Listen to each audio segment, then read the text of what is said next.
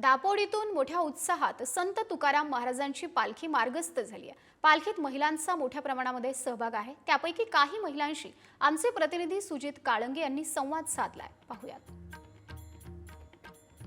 रामकृष्ण हरी मंडळी जगद्गुरू संत तुकाराम महाराजांच्या पालखी सोहळ्यामध्ये अगदी सगळे लहानांपासून थोरांपर्यंत सगळी मंडळी एकवटलेली असते, एकत्र येते, वाटचाल करते। काही माता भगिनी आपल्या सोबत आहेत ज्या जगद्गुरू संत तुकाराम महाराजांच्या पालखीचं दर्शन घेण्यासाठी या ठिकाणी आल्या आणि वर्षानुवर्ष त्या या दर्शन घेत असतात। माऊली, काय सांगाल, कसं वाटतंय, काय भावना आहेत? हा जो सोहळा आहे ना, अवर्णनीय आहे एकदम। म्हणजे इथे आलं की आपण स्वर्गात आल्याचं आपल्याला अगदी दृष्टांत होतो। आम्ही खरं काल देहूला जाणार होतो, पण तिथे आम्हाला पावसामुळे जमलं नाही, तर आम्ही इथे चिखलीवरनं आलेलो आहोत आणि खूप म्हणजे इतकं सुंदर वाटतंय ना, असं वाटतंय पृथ्वीवरती स्वर्ग अवतरलेला आहे, अशी परिस्थिती झालेली आहे।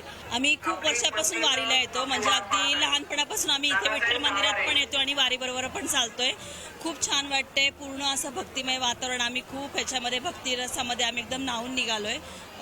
पूर्ण भक्तीचं वातावरण आहे, खूप मजा येते, खूप छान वाटतंय। खरं संसार करताना आपण म्हणतो ते आपल्या बरोबर खरोखर विठ्ठलच असतो, एक नवरा म्हणून म्हणा किंवा काय आजूबाजूचे लोक असतात, नातेवाईक असतात, त्याच्यामधून पण आपल्याला असे प्रसंग येतात की त्याच्यातून विठ्ठलच असतं, जसं काय जणू काय आपल्या बरोबरच आहे, प्रसंगासाठी उभं आहे।